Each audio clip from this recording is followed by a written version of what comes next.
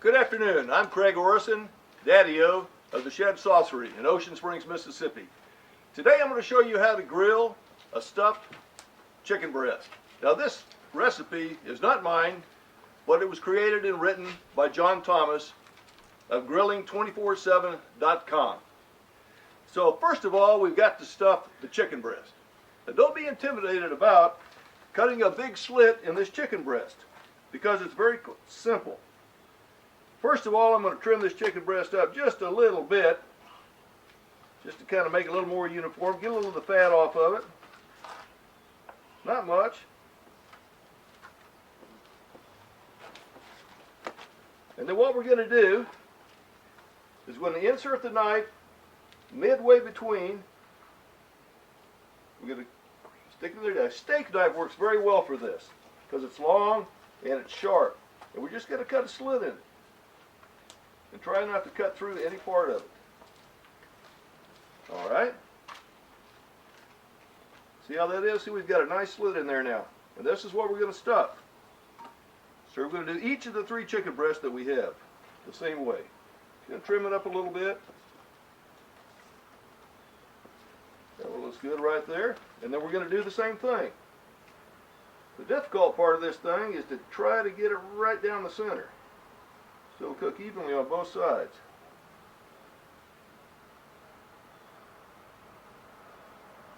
Alright. We've got a nice big pocket there. Cut chunks of that off.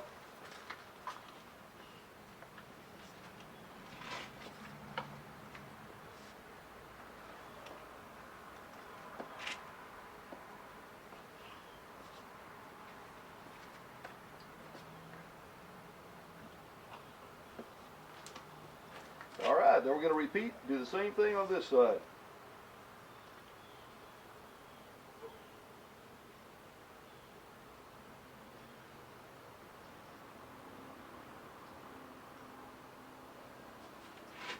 Alright, now that we formed our cavity, we're going to stuff it. We're going to start by this stick cheese, which is a pepper jack cheese.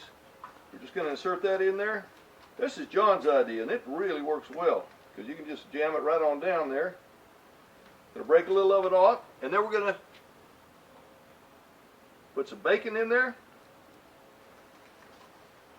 some jalapeno, a lot of jalapeno, if you like it hot. A little more bacon. Now that we've got it stuffed, we want to make sure that none of those goodies are going to fall out of there, so we're going to take a toothpick and we're just going to insert it, just put a little stitch in that. There we go. Now it's all sealed up. They're going to repeat the same thing with this one. Going to put that cheese stick in there, push it way down in there, put some bacon in there, push that bacon way down in there. Want to get it way down. Some jalapeno.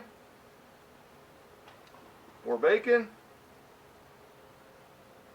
Let's get a piece of cheese in there. A little more bacon right there. And then again, we're going to seal that up so that it doesn't leak and the cheese seep out as it melts.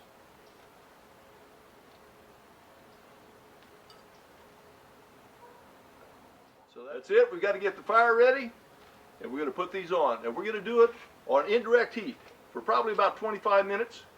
Then we're going to take a temp of it and make sure that we want to get it at about 140 degrees.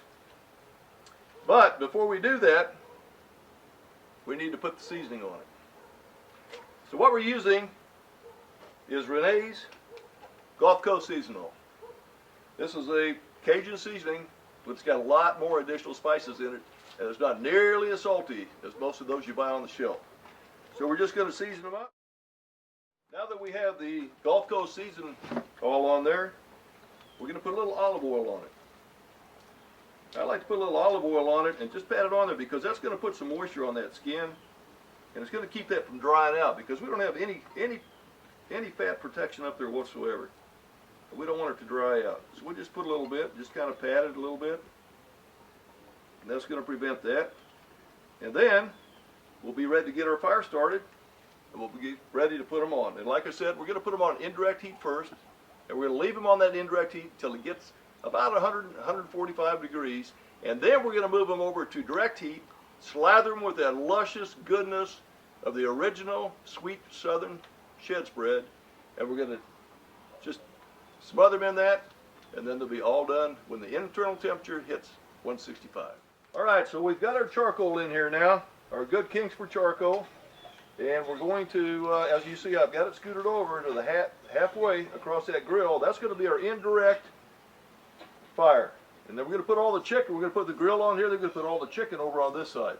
And that's how we're going to cook it, probably for 25 minutes or so. And then we're going to temp it. And when it hits about 140 to 145, we're going to move it over onto the direct fire and slather it with that luscious barbecue sauce. We got our fire. I'm going to throw some of this oak on here, chunk of oak, because we're going to have a little smoke rolling. Notice I soaked this in water because we don't want the flame up right away. Going to put this grill on here.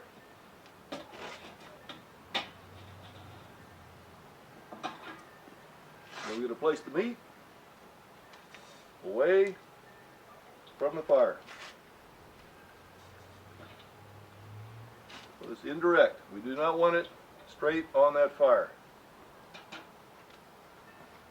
Put that lid on it. It has some smoke rolling here to add that flavor in there. That luscious seasoning on there. It's great seasoning. We're just going to let this roll for about 20-25 minutes. All right, we're going to put this luscious, original Southern shed spread on here. So we'll put a little bit on it. I'm going to kind of brush it on there.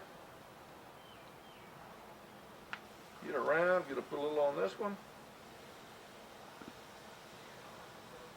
Over there.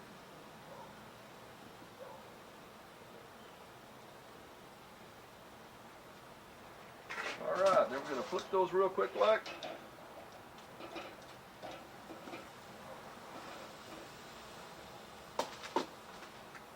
To the other side a little bit.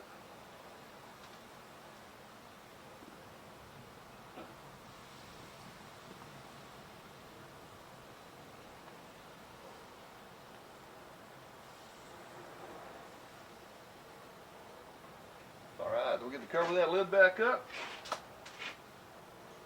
Gonna let them grill a little bit. All right, they're all done, so we're gonna take them out, put them on this right here, let them rest for a while.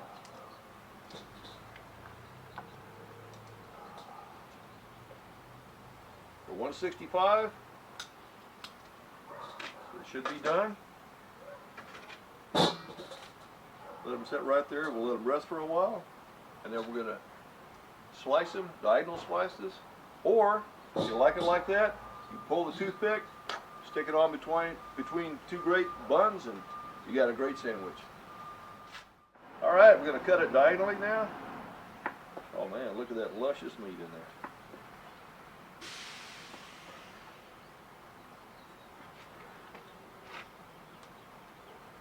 there.